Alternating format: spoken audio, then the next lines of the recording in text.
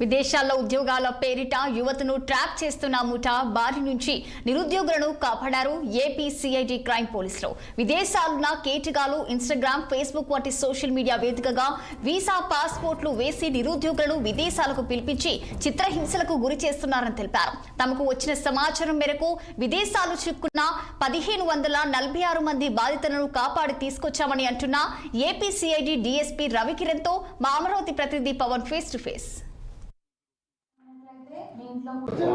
విదేశాల్లో ఉద్యోగాలు ఇప్పిస్తామంటూ కూడా కొంతమంది కేటుగాళ్లు ఏదైతే ఈ నిరుద్యోగులను మోసం చేస్తున్నటువంటి నేపథ్యంలో కూడా సిఐడి పోలీసులు వెన్నులో వణుకు పుట్టించే విధంగా కూడా ఈరోజు ఏదైతే విదేశాల్లో మోసపోయినటువంటి వారందరినీ కూడా తీసుకొచ్చారు. మరి ఈ నేపథ్యంలో అసలు దీనికి సంబంధించినటువంటి ఎపిసోడ్లో ఏం జరిగింది అనేటువంటి అంశాలపై కూడా మనతో మాట్లాడేందుకు సిఐడి డిఎస్పీ రవికిరణ్ ప్రస్తుతం మనతో ఉన్నారు. సరే, అసలు ఏం జరిగింది, వాళ్ళు ఎలా వెళ్ళారు, అసలు ఎక్కడున్నారు ఇప్పుడు?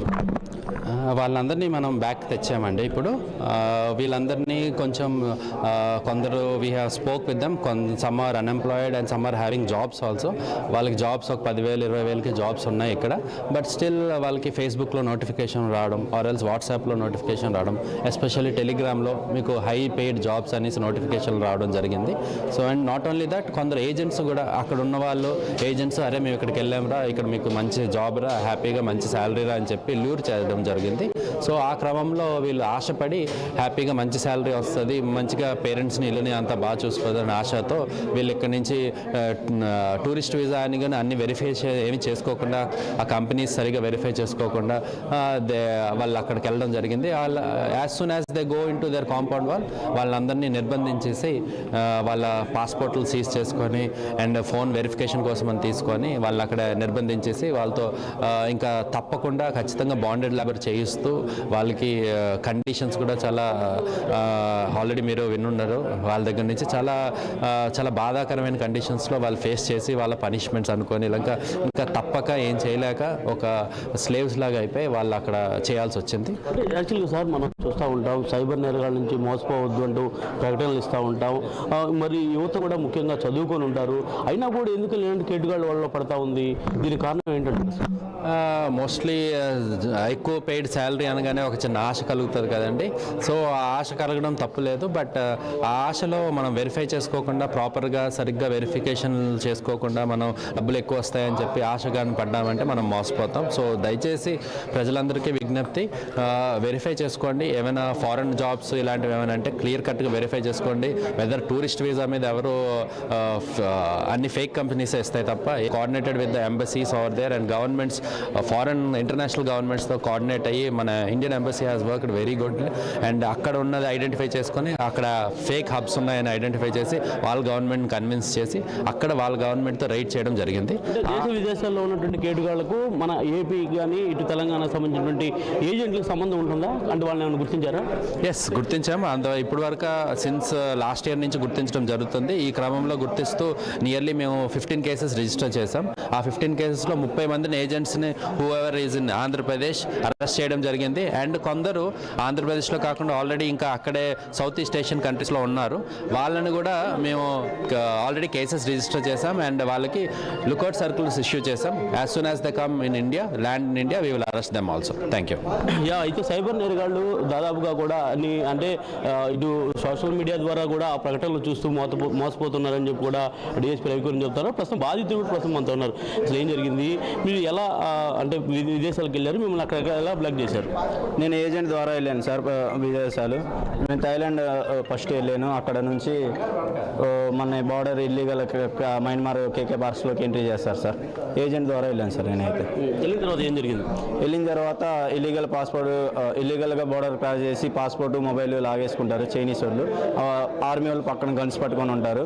మేము ఏదన్నా ఎదురు మాట్లాడి మేము ఇంటికి వెళ్ళిపోవాలి, మేము చెయ్యము ఈ వర్క్ అంటే మమ్మల్ని గన్స్ పెట్టి పేలుస్తాం, చంపేస్తాం అని బెదిరిస్తారు సార్.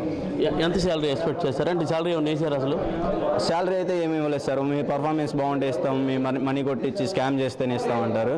కానీ మాకు చెప్పిన శాలరీ అయితే 85,000 to 90,000 అని చెప్పారు సార్. ఏజెంట్. అంటే ఏజెంట్ వాళ్ళకు సంబంధాలు ఉన్నాయా? అక్కడికి వెళ్ళినాక తెలుసుకున్నారా? అక్కడికి వెళ్ళినాక నాకు తెలిసింది ఏంటంటే మనం పంపినందుకు మనకి సేల్ చేసినట్టు వాళ్ళకి అమౌంట్ ఏజెంట్కి పే చేస్తారు సార్.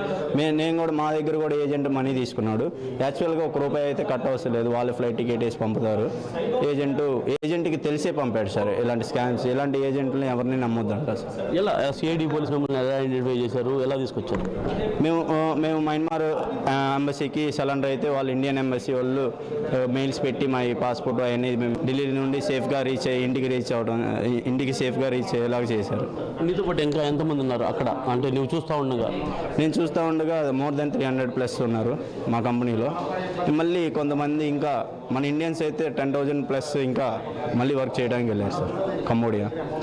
ఇది మొత్తానికి పరిస్థితి. ఏదైతే సైబర్ నేరగాళ్ళు ఇన్స్టాగ్రాము, ఫేస్బుక్, ఇలా టెలిగ్రాము ఇలా ప్రకటనలు ఇస్తూ కూడా తమకు ఎక్కువ శాలరీ ఆశ చూపి తమని ఎరవేసి వలవేసి కూడా తమకు వీసా పాస్పోర్ట్ వాడే అప్లై చేసి 2 నెలల వీసా అంటూ కూడా విదేశాలకు తీసుకువెళ్ళి అక్కడ తమను బంధించి తమ పాస్పోర్ట్లు కూడా లాక్కొని అక్కడ ఉన్నటువంటి ఆర్మీ సంబంధించిన వారితో కూడా తమను బెదిరిస్తూ ఇబ్బందులకు గురి చేయడమే కాకుండా తమని 4 గోడల మధ్య బంధించి ఇబ్బందులు పెట్టారని చెప్పి కూడా బాధితులు అయితే చెప్తా ఉన్నారు. మరి ఈ నేపథ్యంలో అక్కడ ఉన్నటువంటి బాధితులు మొత్తం కూడా వెంటనే ఏపీ సంబంధించినటువంటి పోలీసులకు ద్వారా సమాచారం అందించుకొని ఏపీ సిఐడి రంగంలో దిగిన తర్వాత దాదాపుగా 1546 మందిని గుర్తించి అందులో ఇప్పటి వరకు అయితే మాత్రం 126 మందిని కూడా ఏపీ సంబంధించినటువంటి సిఐడి పోలీసులు అయితే మాత్రం తీసుకురావడం జరిగింది. మరి ఇంకా కొంతమంది కూడా ఉన్నటువంటి నేపథ్యంలో కూడా పూర్తి స్థాయిలో వారి కోసం కూడా అన్వేషణ చేస్తూ ఉన్నాం. ఖచ్చితంగా వారిని కూడా గుర్తించి తీసుకొస్తామని చెప్పి కూడా సిఐడి పోలీసులు చెప్తా ఉన్నారు. మరి ఈ నేపథ్యంలో అయితే మాత్రం ప్రకటనలు చూసి కూడా నిరుద్యోగులు ఎవరు కూడా మోసపోకుండా ఉండాల్సిన బాధ్యత కూడా ప్రతి ఒక్కరిది. అంతేకాకుండా సైబర్ నేరగాళ్ల వరల నుంచి కూడా ప్రతి ఒక్కరు తప్పించుకోవాల్సినటువంటి అవసరం కూడా ఎంతైనా ఉందని చెప్పి కూడా 6 టీవీ మనసారా కోరుకుంటా ఉంది. కెమెరా పర్సన్ రమణతో Pawan Naidu, 6 TV AP DGP కార్యాలయం నుంచి.